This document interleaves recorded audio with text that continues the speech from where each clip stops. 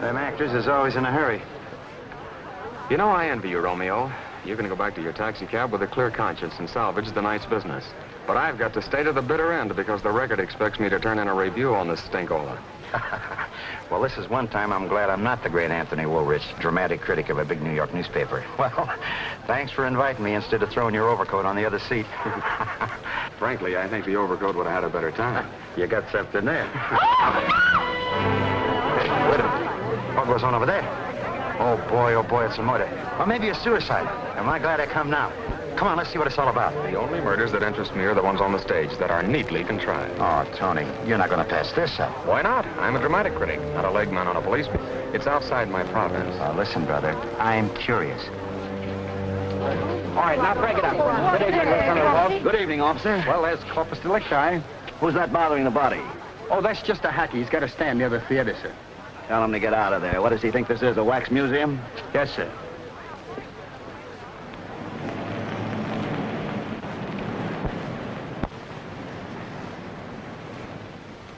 Well, can't you listen to me for a minute, Tony? That was murder and a real screwy job. I copied the note pinned to the body just the way it was written. Now, get a look. Hello? No, yeah? No. What was that? Oh, what difference does it make? Now, listen, Tony.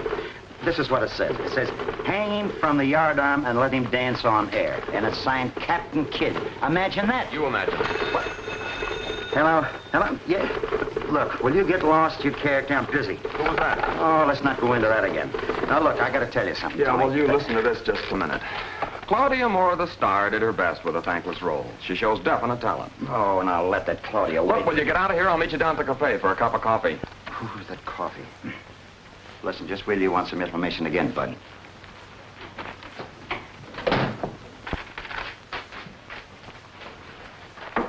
You go up to the Moore house and get all the dope you can. And make it snappy or we'll miss this next edition like we did the Bulldog. Happened at the opening of Claudia Moore's play. She's the daughter of Cecil, the big shot actor, and the niece of Jonathan, the millionaire. The killer left a note. That's a hot story, all right. But why don't you assign it to somebody who can get the stuff for you in a hurry? Smatty, want to get back to your poker game? No, only this is theater stuff. Even that note sounds theatrical. Why don't you tell Tony about it? He knows the Moores, but he can dig up more stuff than I can anytime. Well, you go on down to headquarters and I'll tackle Tony with the Moores.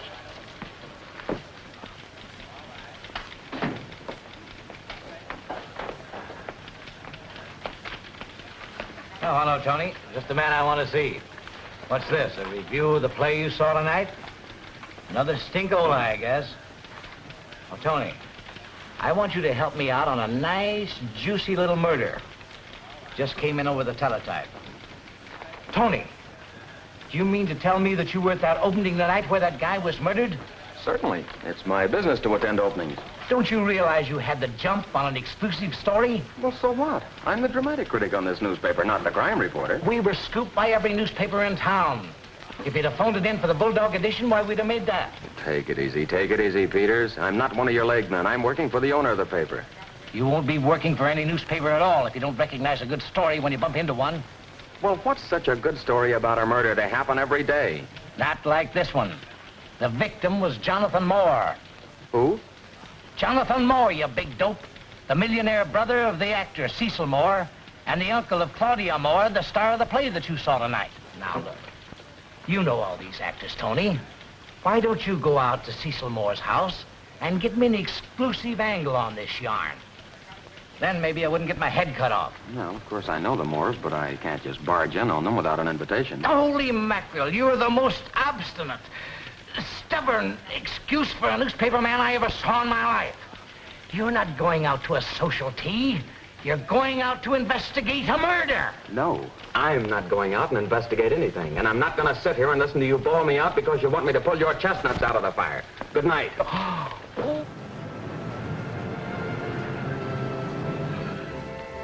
You know, Romeo, it seems like everybody in town knows I was at that opening. And what a bawling out I got from Peters. So I'm not a good newspaper man, huh? I'm dim-witted, am I? Hey, why don't you show that editor you're an expert at murder as well as the theater?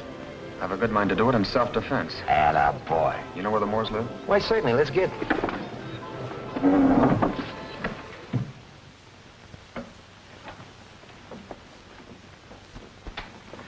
Good evening, officer. Just a minute, Bud. Where are you going? Why, I'm a personal friend of the Moores. That's what they all say. You ain't a newspaper man. Do I look like a newspaper man? Anything but. You look more like a lawyer or Oh, something. that's a funny thing. That's exactly who I am. Mr. Moore's lawyer. I thought so. Okay, go right in. Thank you. Miss Moore, is it true that your father... Good evening, Miss Moore. Well, who let you in here? I'm an intimate friend of the family. I came over to see if I could help. Who are you? I'm Lieutenant Walsh of the Homicide Squad. Well, Miss Moore, I guess I'll have to ask your father. Why don't you let her alone? Can't you see she's on the verge of a breakdown? I'm here to solve a murder. Well, look, old man, why not come back some other time? You know, after the shock has worn off. Now, listen, young fellow. I don't need any advice from you. I'm here on police business. Understand? And we don't like anybody interfering with police business. Remember that. I'll talk to your father later, Miss Moore. Good night.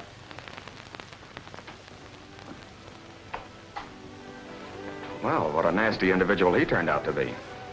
Would you mind telling me who you are? I heard you say you were a friend of the family, but I don't know you. I'm, Tony Woolrich of the Record. I know your father well. Oh, yes. Well, please sit down. Thank you. I, must say that makeup you wore tonight didn't do you justice. Then you were at... Yes, I was there when it all happened. To think that it had to happen tonight at the opening. But please let me extend my sympathies. Your father knows all about it, of course. I don't know. He should be home now.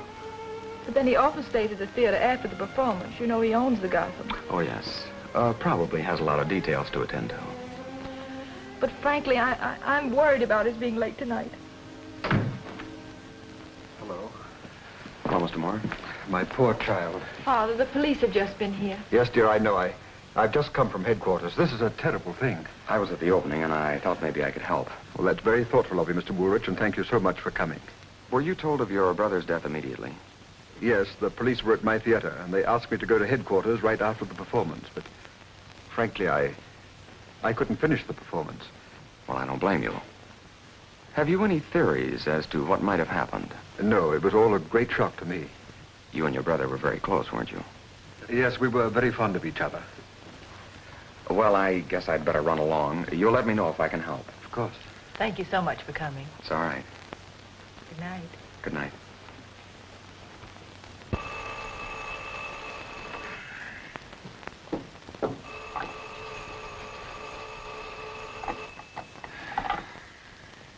Hello? Hello. Yeah, this is Tony Woolrich. Who? Oh, hello, Peters. Say, what the devil's the idea of calling me at this hour? What, another murder? Well, what do I care? You've got a whole staff of reporters, some of them good, too. But listen, Tony, this does concern you. The night watchman of a big plant in the Bronx was murdered. Do you mean to tell me you called me in the middle of the night to tell me a watchman was killed? Are you crazy? No, I'm not crazy, but I think the guy that murdered the watchman is. He had on a costume, and he tried to burn down the watchman's garage. Yeah, and he also left one of those screwy notes. Oh, well, that's different. Wait a minute. What's the address? Oh, hello, boys. Hello, Tony. Did I miss anything? Not much, Tony. The police have thrown a cordon around all the subways. And they expect an arrest within 24 hours. Who is this guy? That is not a guy. That is a critic on the New York Record. So, you are a newspaper man. What's the idea of posing a friend of the Moores? I'm also a friend of the Moores. And now that you've penetrated my disguise, may I look at that note? Yeah, it's been dusted to prints. Go ahead. Burn, Rome, burn, while I laugh. Nero. That's from a play, the third act of The Mad Fiddler, written about 1850. Now I suppose you're going to tell me the murderer was an actor. Could be. I still think he was a lunatic. Oh, that could be, too. But I think that you will find there's a definite connection between the two costume murders and the theater. Listen, Woolrich. You stick to reviewing Burlicue shows, and I'll stick to police work. Very good, Lieutenant. Is Mrs. Carney around? In there. Thank you. That'll be all, boys. Why, excuse me, Mrs. Carney. I'm Tony Woolrich of the Record. I happen to be at the scene of the other murder, so naturally I'm interested in this one. Would you mind answering a few questions? I told the police all I know. Well, you see, the fact that both murders were committed in costume makes me feel there's a connection. Did your husband know Jonathan Moore? Yes, he did. Many years ago. My husband was a stage electrician. It's very interesting. Do you remember just exactly when your husband first met Jonathan? Not exactly. He was hired when Cecil Moore started his own repertoire company. About 25 years ago. That's just what I wanted to know. Thank you very much, Mrs. Kearney. You'll, excuse me.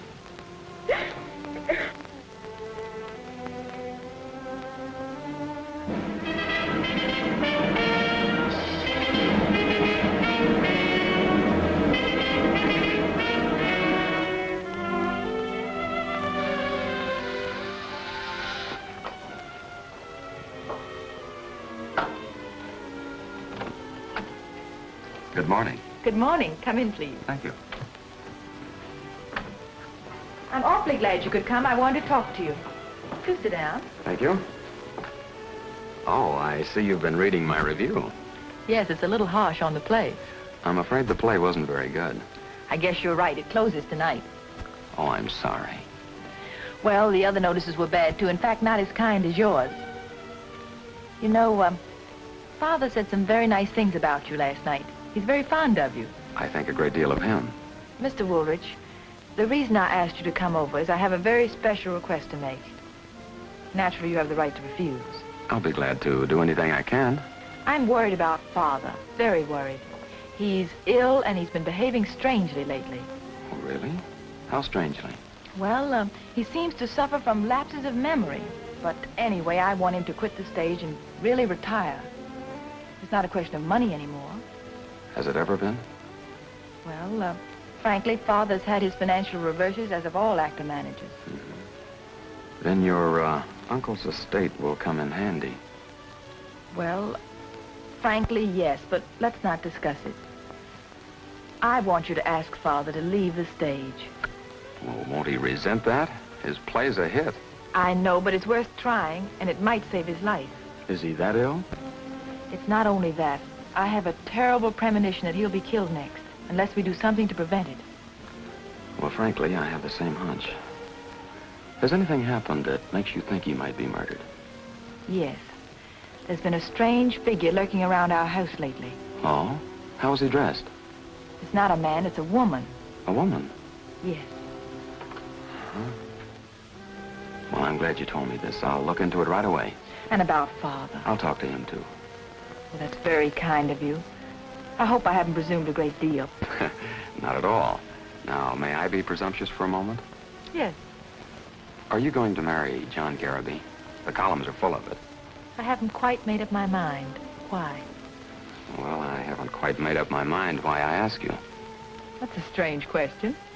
Maybe, but it's not exactly an idle question. No? No. You see, I've sort of appointed myself guardian of the Moores. Well, a critic is guardian of an active family. That's the millennium.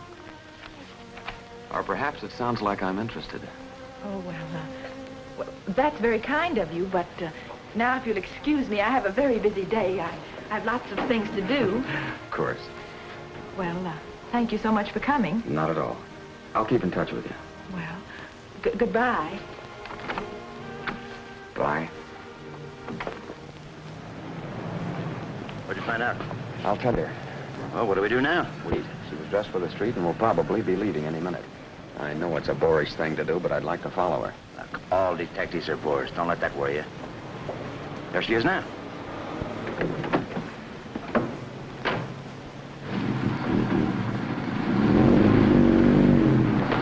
Okay, don't lose her. Don't worry. I've been out with real detectives. Mm-hmm. Well, don't lose her.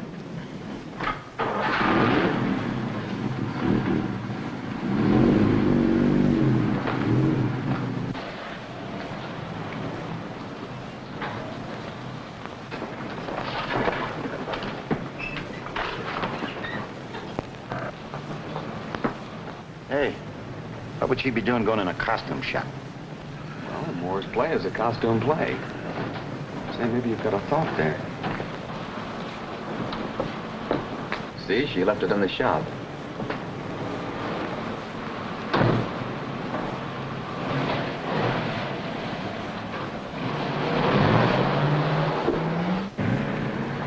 got to find out what's in that bundle. The idea is to get the bundle first. Yeah. Look, Romeo, you go in and tell him that Miss Moore wants that bundle back. Tell him it's a costume.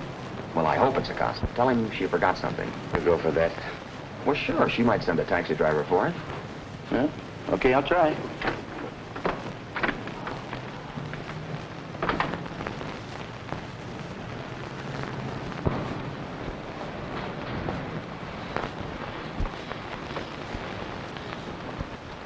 Hello, Mike. Oh, good morning, Miss Moore. Have you seen Robert? Yes, I believe he's right over there. Oh, thank you. You're welcome.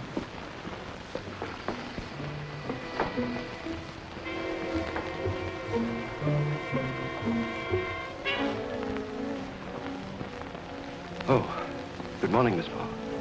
Tell Father I'm having the costume mended. Parent says he's bringing it back tonight. Good. Your father will be relieved. He doesn't want word about the accident to get out. That's why he sent you with the costume. I understand. No one else needs to know. I'll see you before I leave.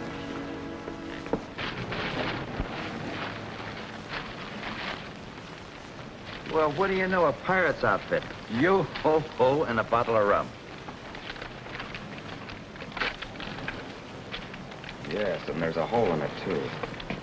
And it's a bullet hole. Yeah, somebody took a shot at somebody. Yeah, somebody did. You remember that actor that brushed by us at the opening last night seemed to be in a hurry? Yeah, and he had on a pirate's outfit, just like that. Say, what was that note left on Jonathan Moore's body? Something about pirates, wasn't it? And signed by Captain Kidd, remember? Sure, I remember. I got it right here, just the way I copied it. Hang him from the yardarm and let him dance on air. That's from a play. It's just like the note Nero left. And the play was called Captain Kidd. Yes, sir, to quote the bard, the play's the thing, wherein I'll catch the conscience of the king. Hamlet, Act 2, Scene 2. Romeo, you astound me. Hey, I ain't called Romeo for nothing. Not when my real name's Egbert Eggelhofer. Egbert what? Egbert Eggelhofer. I got the moniker of Romeo when I started spouting Shakespeare at the boys. I was brought up on Shakespeare, just like the Bible. I haven't got time to listen to your biography, Egbert. Am I going to have trouble with you?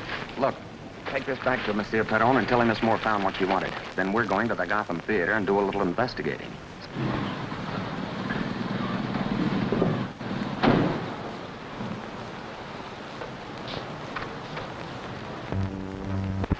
Hello, Mike.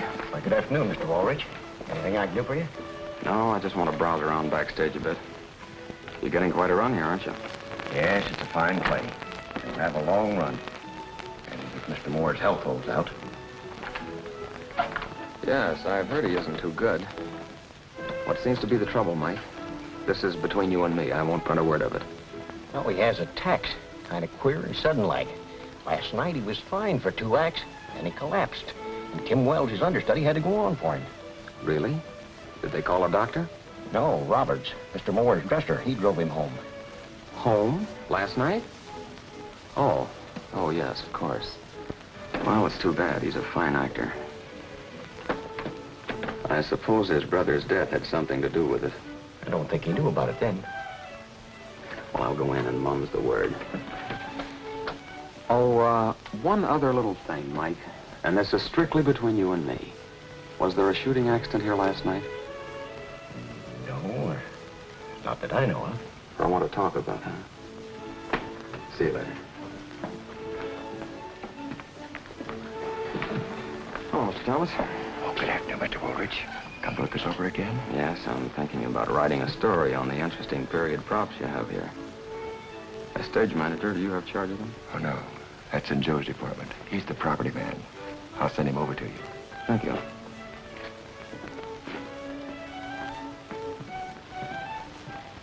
All right, gentlemen.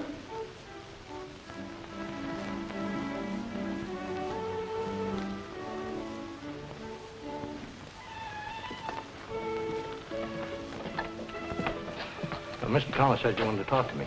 Oh, yes. You're in charge of properties. Yes. You've got some interesting props here. Yes, sir. Authentic, too. We got the furniture from the museum. How about the dueling pistols? Do you have charge of those, too? No, sir. They belong to Mr. Moore. They're real antiques. Roberts' dresser takes care of them. I see. How does it happen that a real bullet was used in one of them last night? I don't know. There must have been a mistake. Don't you load them with blanks? Yes, sir. They were loaded with blanks, I'll swear to that. Then how did that real bullet get in one of them? I don't know. You better talk to Mr. Thomas about it, sir. I will.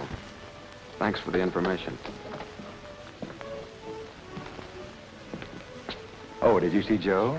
Yes. Thomas, I know that an accident happened here last night, and there's no use your denying it. Now, I won't print anything you tell me, but I would like to hear about it. Mr. Moore asked us not to talk about it. Did someone try and kill Carabee? It looks that way, yes. One of the pistols had a real bullet in it. How did it get there? I haven't the slightest idea. We used nothing but blanks. Who hands the pistols to the dealers in that scene? I missed it. Tim Wells. He plays the referee. Don't you think that the gun loaded with the real bullet was intended for Carabee, so he could fire it more? Well, frankly, yes.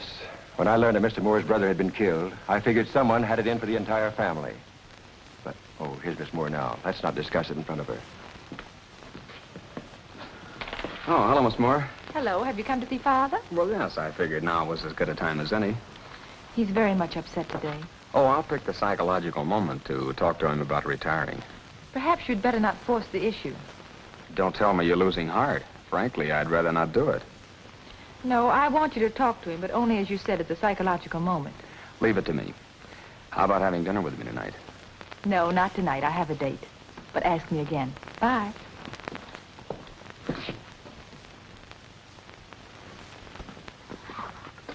Hi, Romeo. I thought you said she wanted you to talk to her father. That's right, she did. Well, she better make up her mind. She's sure acting suspicious. Think so? You would, too, if you wasn't so busy gazing into a peepers all the time. I thought you was hard-boiled. Only the shell, Romeo. Underneath, I'm as soft as a 2-minute egg. Well, you better harden up, chum, because you'll never beat that guy's time. Get a load. Charming couple, aren't they, Mr. Woolrich? Too bad Mr. Moore doesn't approve. Oh, doesn't he? No, Mr. Moore prefers that his daughter marry outside the profession. He has good reason. Yes, undoubtedly he has. Is Mr. Moore available now? I'd like to talk to him in a few minutes. He's in his dressing room now. Thank you. I'll be right back. Look, you know, I take him here, I take him there, I go from, I come from. You're not interested, are you? Not at all. Come in. Mr. Woolrich, sit down, won't you? Thank you. Mr. Moore, I know I'm stepping out of character a bit, but I'm interested in the murder of your brother and Peter Carney. Now, it's more than a newspaper man's curiosity. I have a feeling that there's something progressively sinister behind those murders, and that perhaps you yourself might be in danger. But I have no enemies. Did your brother have enemies? Well, a businessman sometimes makes enemies. You knew, of course, that Peter Carney was at one time your company electrician. Was he? I'd forgotten. Well, he was. Mrs. Carney told me. Mr. Moore, something happened when you were running that old Moore repertoire company. Something that had repercussions today. What was it? I can't imagine. It was a very successful company. That was because Jonathan ran it. He had a very good head for business. But he ran afoul of someone. Perhaps. But not in my company. We were very happy together. On stage, Mr. Moore. Excuse me, Mr. Woolrich. Of course. We'll have another talk.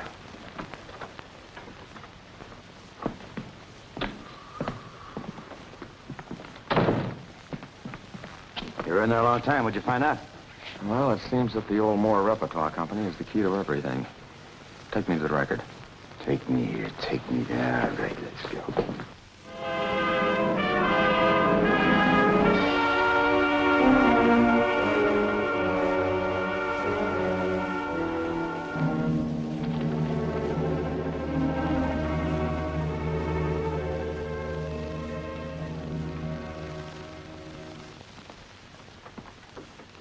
Hello, Tony. Still looking for that exclusive on the Moore murder? In a manner of speaking. Well, you can relax. The cops just arrested the murderer. They have? Who is it? A lunatic. Escaped from an asylum up the river. He confessed to both the Carney and the Moore murders. Oh, he did, huh? Did the police compare his handwriting with that on the notes? Well, I don't know. I guess they did. Anyway, the case is closed. Sorry I jumped on you like that, old man. That's all right, Peters. You know, Getting a confession out of a lunatic is probably the worst thing in the world. You mean you don't believe he's the killer? Well, I don't know, but I doubt if the police are on the right track.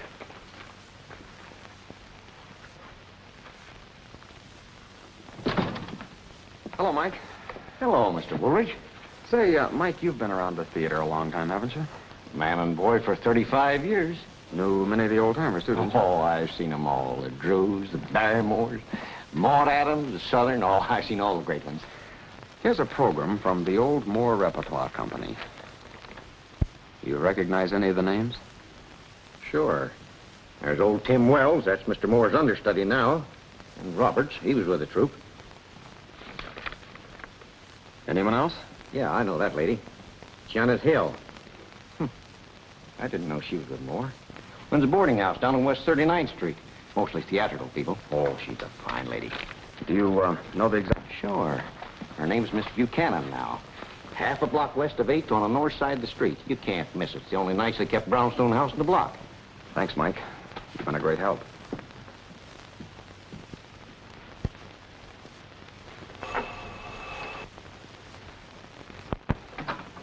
Good afternoon. You're Mrs. Buchanan? Yes. Well, I'm Tony Woolrich of the Record. Oh, yes. How nice of you to visit us. Won't you come in, please? Thank you. I'm just about to fix tea. Will you join me? No, thanks, Mrs. Buchanan. I'll come right to the point. Weren't you formerly with the old Moore Repertoire Company? Yes, I was. And you appeared in Captain Kidd and several of the other historical plays, didn't you? Yes. I was the leading lady. But why all the questions? Are you writing an article about old-timers? No, I'm not, Mrs. Buchanan. It's something much more serious. I'm investigating 2 murders. Oh. The murder of Jonathan Moore and Peter Kearney. You knew them both, didn't you?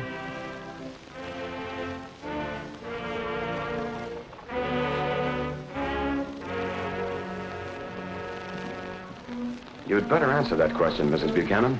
I don't see what right you have to question me like I'm this. not questioning you for idle curiosity. If you want to know the truth, I'm here ahead of the police. I'm working with them on the murders. That still doesn't give you the right to ask me personal questions. Would you rather the police ask them? What did you want to know? You did know Jonathan Moore and Peter Kearney. Yes. What have you been doing around Cecil Moore's house lately? What makes you think it was me? Because I know you're concerned with the Moores. How directly, I don't know as yet. You're right. I am greatly concerned with the Moores. You see, Claudia Moore is my daughter. Your daughter? But she doesn't know that I'm her mother. I left her and Cecil when she was just a baby. And the circumstances were, well, unfortunate. Cecil divorced me. I've been trying to get up courage to talk to Claudia. But every time I see her, I lose heart. Why have you waited so long to make a decision? I never would have attempted to see them if it hadn't been for the murder of Jonathan. Now I feel that both he and Claudia are in danger. Oh, maybe I'm just imagining things. No, you feel just exactly the way I feel, Mrs. Buchanan. That's why we've got to work together to help them. Help them? How? To guard against that danger. I, too, feel that after Jonathan, possibly Claudia or Cecil might be next. Oh, no. But you know that's true. Why were they killed? I certainly wouldn't know about that. Take a look at this, Mrs. Buchanan. It lists Jonathan Moore as company manager and Peter Kearney as chief electrician.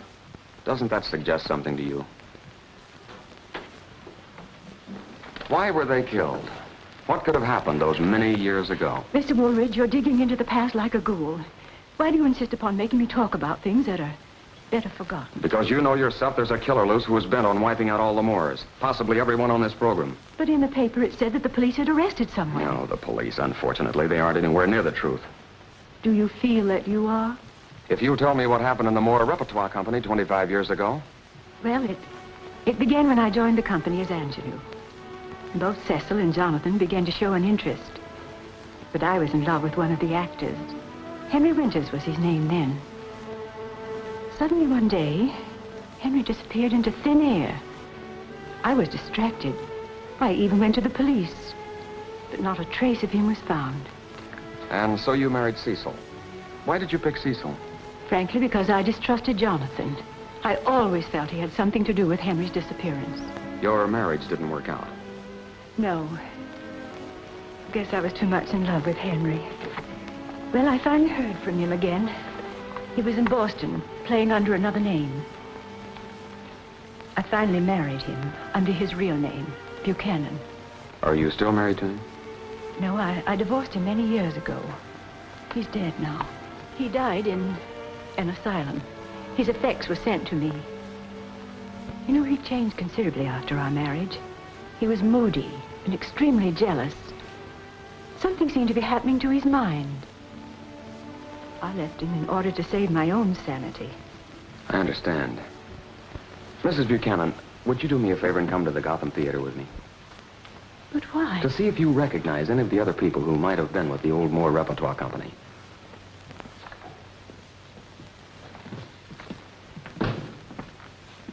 Good evening, Mike. Why, good evening, Miss Woolrich. Well, if that isn't Mrs. Buchanan. How do you do? Mike, we want to look around backstage a few minutes. Certainly, Mr. Woolrich. Will you excuse me, please? Sure. Look around and let me know if you recognize anyone. How about him? No.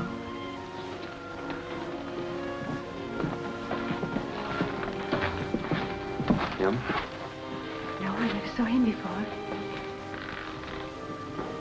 That man over there looks like Roberts, Cecil's dresser. That's right, that is Roberts. Moore's had him with him all these years.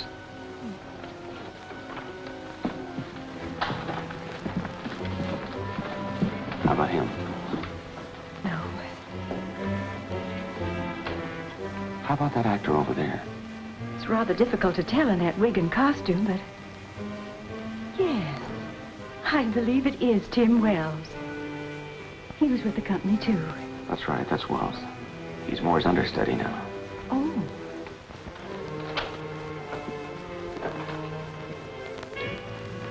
Oh, there's Cecil. I do hope he doesn't see me. He won't. He's on pretty soon. How about him? Now look around at the crew and the rest of the cast. There's Claudia. Don't you think we'd better be going? Don't you recognize anyone else? No. You never saw any of the cast before. No, I'm certain of that. All right, we'll go. I'm sorry I was so persistent, but it's important. Oh, I understand. Are you all right? Yes, I'm all right. Stay here. Say, Joe, did anyone just pass you? No, what happened? Somebody took a shot at me. Glad they missed you. Oh, Roberts, did you hear a shot? A shot? Why, no, not since the dueling, see? Where were we just a minute ago? Standing in the wings. I've got to go now. Oh, Thomas. Yes, Mr. Woolrich? Did anyone just run backstage? No, I didn't see anyone. Where are Tim Wells and John Careby right now? Wells is on the other side. He's got a bit in this scene. He's waiting to go on. Careby should be in his dressing room. Is Mr. Moore in his dressing room? Well, no. Mr. Moore is right there on the stage. Oh. What's all the excitement about? Somebody took a shot at me. You're just imagining things.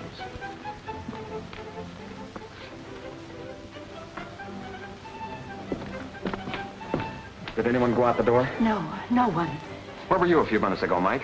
Why, that is, well, I just went down to the basement to brew myself a cup of coffee.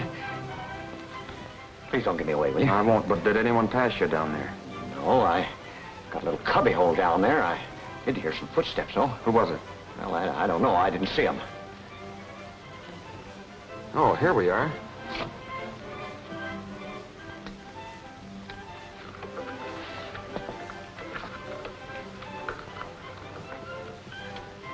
Well, I must say somebody tried to kill us. A half a foot lower and... I can't understand why anyone would want to shoot at us. Well, I can. And I'm better take you home right away. Good night, Mike. Good night.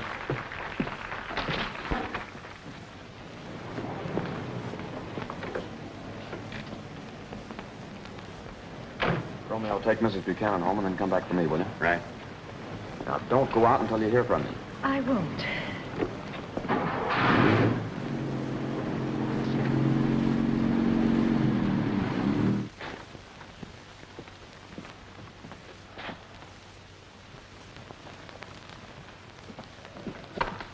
Hello. Oh, hello, Tony. I'm ready to talk to your father now. Is he alone? He's gone. Gone? Yes, he became ill after the last scene. Wells is finishing for him. Oh, that's too bad. I'm just gathering up some things for him now. Suppose you let me take you home. My cab ought to be back in a few minutes. That's very kind of you, Tony. Thanks. Claudia, did you know there was another shooting here tonight? No, was somebody hurt? No, but the bullet almost had my name on it. But why would anybody want to kill you? I'm not sure the bullet was meant for me. Do you think it was meant for my father? Could be. Can't the police do something? Well, they made an arrest, but it's obviously not the right person. Oh. Boy, there's more, isn't it? Hey, look, I'm near a fire plug. Skip it. Take me to Miss Moore. Hamilton fast. Why don't you take it easy? I'll work cheaper. That guy leave the country. I'm terribly worried. I'm sure your father's all right. Anyway, I'm glad you're both here. Don't worry, Toots. I mean, Miss Moore, everything's gonna be all right.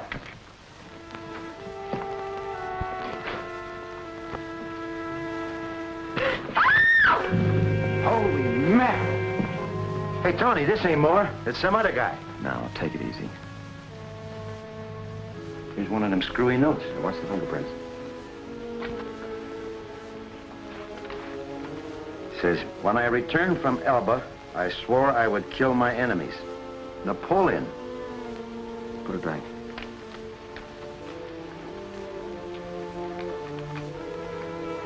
Yeah. Get a load of this. Some identification card. This shows he was Jim Olson, employed in the shipyards, a carpenter. Now, what do you suppose he did to the Phantom Killer? Look, you're the smart guy. I drive the cab. Oh, look, Walsh, we've been telling you the truth, and you've had us here all night. Now, why can't we go home?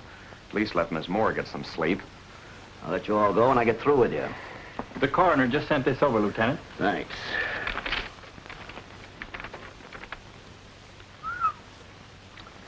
The coroner says that Olson was dead for several hours before you found him. Well, that's logical enough. Maybe the killer brought him over here. Why? Oh, I don't know. Maybe as a warning. To whom? Miss Moore? Is there any reason why the murderer should warn you, Miss Moore? Well, not that I know of. Well, good evening. Well, Mr. Moore, it's about time you got here. Is anything wrong? Where have you been since you left the theater? I visited some friends. I thought you took sick and Roberts brought you home. I felt better in the cab and had Roberts drop me off at a friend's house. Yeah? Who's the friend? Mrs. Buchanan. Well, you better have an airtight alibi. Why? Because there's been a murder committed right here in your apartment. A murder? Here? You heard me.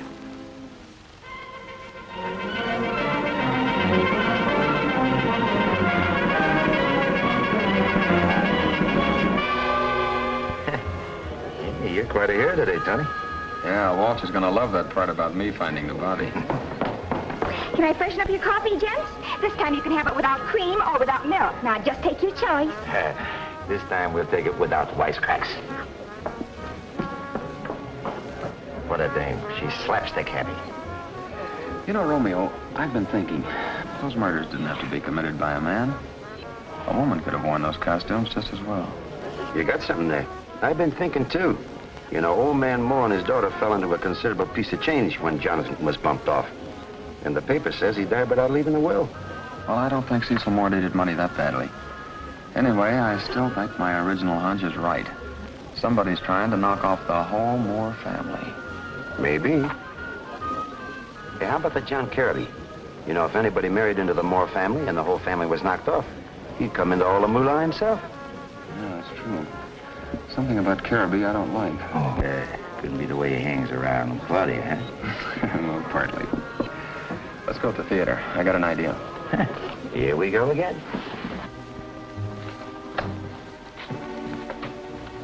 I think Walsh is going to like this, but I've got a curious mind. You're a curious mind, too. Hey, what are we here for, anyway? We're going to take a peek in Careby's dressing room.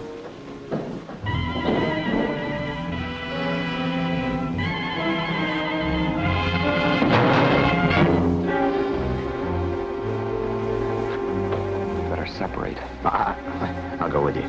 No. All right.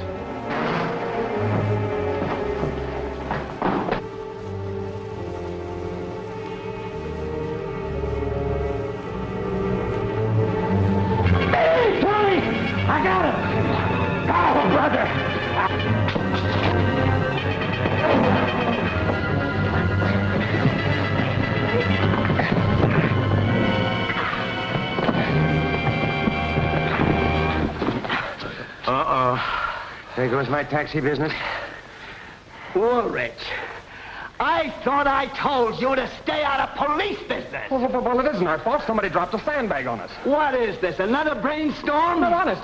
They took a shot, too. Was it you? Listen, if I took a shot, I wouldn't have missed. What are you guys doing down here? Well, we were just kind of looking around, I thought I told you. What's the matter? Somebody's coming along that drop.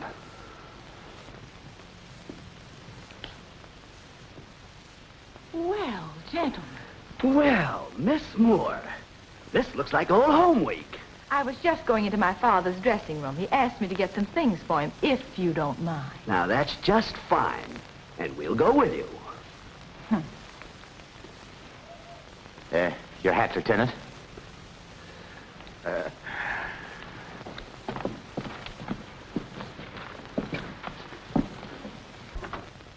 Come in.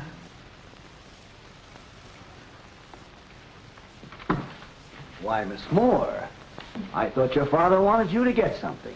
Well, I guess That's right, Lieutenant. I left my script here. Claudia didn't know I was going to be downtown anyway.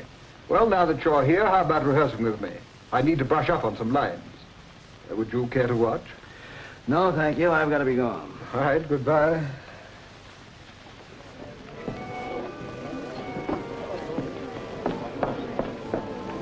Oh, hello, Lieutenant. Romeo, you're going to do a little singing. Oh, he can't sing a note, Lieutenant. He's tone deaf. Now, me, I can... You can get me a cup of coffee. Oh, yes, Lieutenant. You and Woolrich have been up to a lot of shenanigans, and we want to know about them. I think you better ask Tony. Sure, you ought to ask Tony. He knows all about them murders. Oh, he does he? How do you know that? Oh, him and Roma are always talking about them. Oh. All right, if you want her to shut up, suppose you talk. What do you know about Mrs. Buchanan? Nothing. Why, Romeo. I'll get your coffee right away. Do I have to remind you that you're getting your license from the police department? Then what's Woolrich got on these murders that we ain't got? I still think you ought to ask Tony. We'll get to him. But he ain't operating a cab, see? And maybe you won't be either. All right, let's go. Now, wait a minute. All I know about Mrs. Buchanan is she operates a Ham's boarding house. Somebody took a shot at her. Tony's got the bullet. So now he's a ballistic expert, too, eh? What else? Well, Tony's got some old theater programs with their name in them. That's all I can tell you, honest. Sure that's all you know? Sure, I'm sure. And Tony ain't gonna like my telling you either. We'll see about that.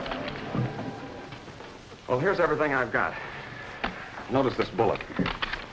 It's a ball. Propelled by an old-fashioned pistol, no doubt.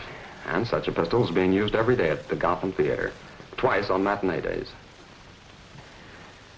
These programs were available for anyone who wanted to look at them. They're playbills from the Old Moore Repertoire Company. And our 3 murder victims are on them.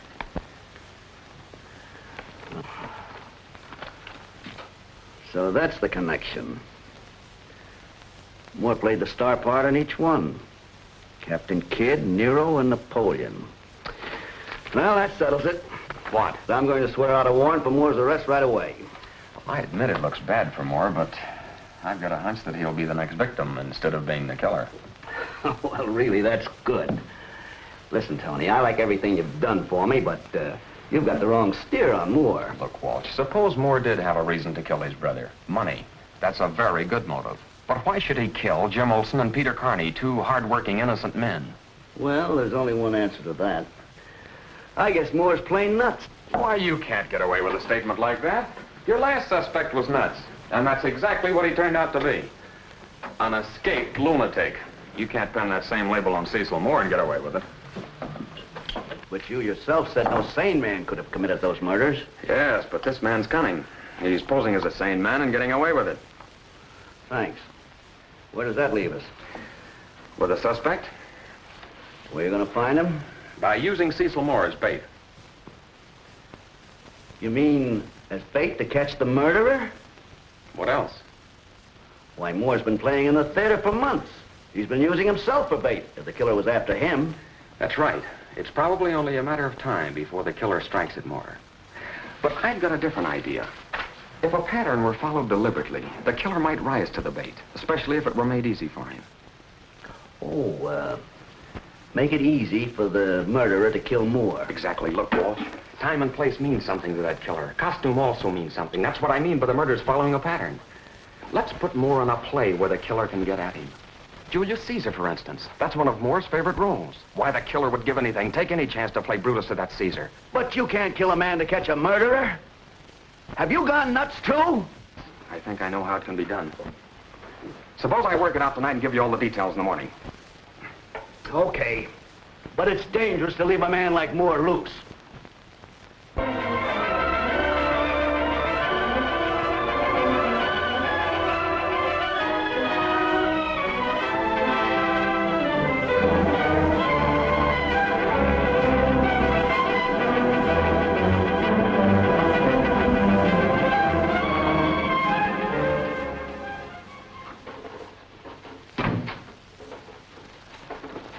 Hello, Tony.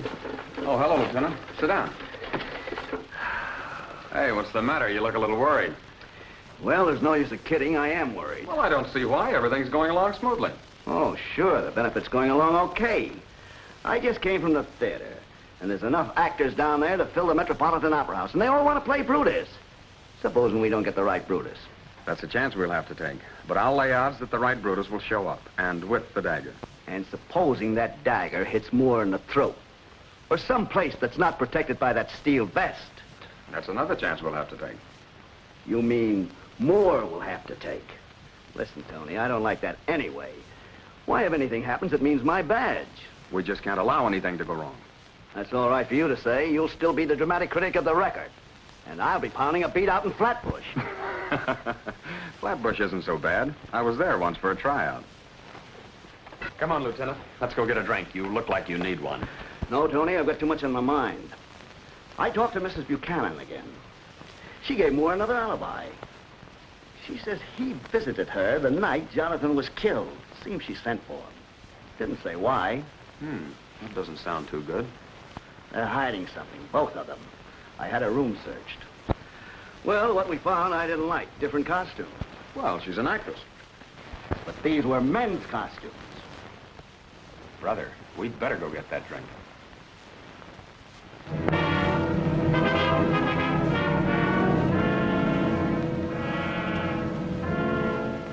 Now, Sunday night during the show, we'll both be dressed as Roman senators. You over there and me over here. Oh, you're going to turn me into a ham, huh? One turn ought to do it. There you are. Oh, hello, Mr. Woolrich. Oh, that tone of voice, she wants something. No, I wasn't talking to you. I talked to Mr. Moore about you playing a bit, Ginger, and he said it would be all right. Oh, thank you, Mr. Woolrich. I know it. Let's see now. Oh, yes, he said you could play a slave girl. Could I? Would I have a line? Certainly. You say, Cassius waits without, sire. Cassius waits without, sire. Gee! Now, you watch Mr. Thomas, the stage manager, and when he gives you the cue, you walk on stage and say your line. Savvy? Sure. Oh, thank you so much, Mr. Woolrich. I always wanted to play a part with Cecil Moore. Oh, wait till I tell you the girls. I can hardly wait. Well, Tony, what do you know about that? The Brutus didn't show up for the rehearsals. The stage manager just told me. Well, they must have smelled a rat. Who's taking his place? I don't know yet. But if Brutus got leery, what's the use of going through with this? Got to go through with it. I still think somebody will take a stab at Moore, and I'm not punning. The more I think of it, the plainer I see Flatbush. You know something? That's the first nervous detective I ever saw, especially Walsh. That certainly shakes your faith in humanity. Well, wait till you watch a dramatic critic with a nervous breakdown. I'm going to see more. He's gonna play. I was just telling Mr. Moore about Brutus taking a powder. Well, that's fine. Then I won't have to wear this bulletproof vest. Oh, yes, you will. Yes, but it's going to be very uncomfortable. You seem to forget this killer is nobody's fool. He's still at large after 3 sensational murders. That means he's cunning. I wouldn't advise any of us to drop our guard. Maybe, but I still have a hunch that he took a powder. Come in. Look at this. I just tore it down from outside the theater. He took a powder, did he? Why, the smart aleck. Let me see that first. And that isn't all. Go out and look at that call board.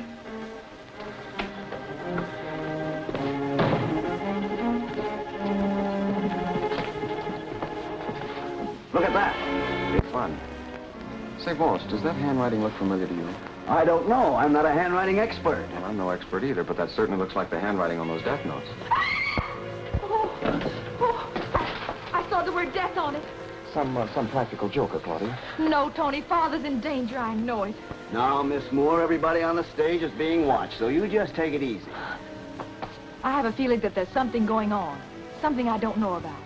What is it, Tony? Well, it's just an experiment, and I can't say anything about it. But I don't like all this secrecy, Tony, especially if it concerns Father. Trust me. You can, you know. Yes, I know. You've been wonderful about everything, Tony.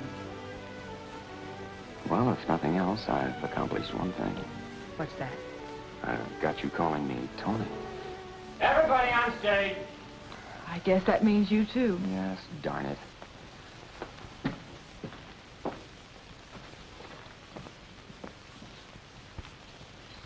Well, gentlemen, shall we begin? Yes, sir.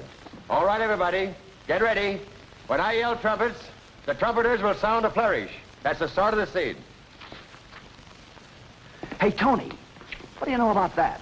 Moore's understudy is going to play Brutus. Timothy Wells? Yeah, that's the fella. Well, that doesn't mean anything. In this scene, all the senators have knives. Brutus doesn't have to actually do the stabbing. After all the advertising you did for a Brutus? That was just to come on. The killer might strike through Brutus, he might strike through Cascia or Cassius or any of the other assassins in the scene. We'll soon know.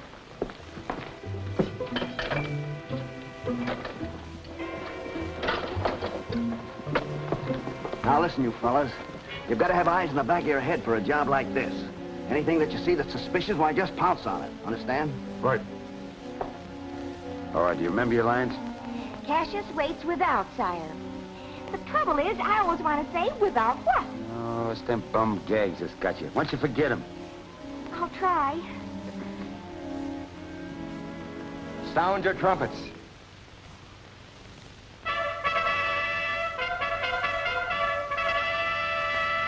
Nor heaven nor earth have been at peace tonight. Thrice has Calpurnia in her sleep cried out, "Help, ho! They murder Caesar!" Mr. Moore certainly put on a lot of amateurs this performance. The taxi driver, that waitress, the newspaper man. Well, it's only a benefit. And you know how Mr. Moore feels about Woolrich and the power of the press. Cowards die many times before their death. The valiant never tasted death but once, seeing that death, a necessary end, will come when it will come. Caesar, beware of Brutus. Take heed of Cassius. Come not near Casca. Have an eye to Cinna. Trust not Trebonius. Well, that Caesar really had a lot of enemies. The old boy's really on his spot. Ginger, you're on next. Oh, my, what's my line? Cassius waits without, sire. Oh, wait a minute, let me practice. The carriage waits without. No. No, you're too late now. The rest of you on stage. Oh, Romeo. Oh, I'm sorry, Mr. Thomas. Yet in the number, I do know but one that unassailable holds on his rank, unshaked of motion, and that I am he. Let me a little show it, even in this, that I was constant Simba should be banished, and constant do remain to keep him so. Oh, Caesar! Hence, wilt thou lift up Olympus? Great Caesar. Doth not Brutus bootless kneel? Speak of hands for me. Speak of hands for me. Then fall, Caesar.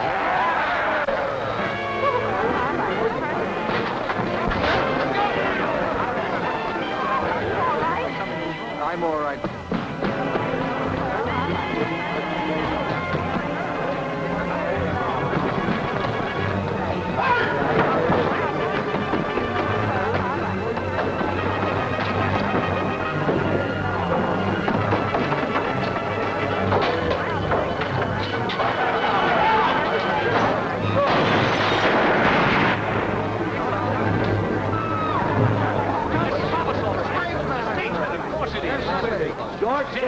Thomas, my stage manager. It's Thomas, all right. And he's also Henry Buchanan, the only man with a motive for the murders. But why would Thomas want to kill my brother? Well, you see, Jonathan, thinking he could marry Janet, had Buchanan shanghaied by the other two men. But Janet married you instead. Well, he never told me anything about being shanghaied. No, he brooded about it alone. He was cunning. Changed his appearance and struck 3 times.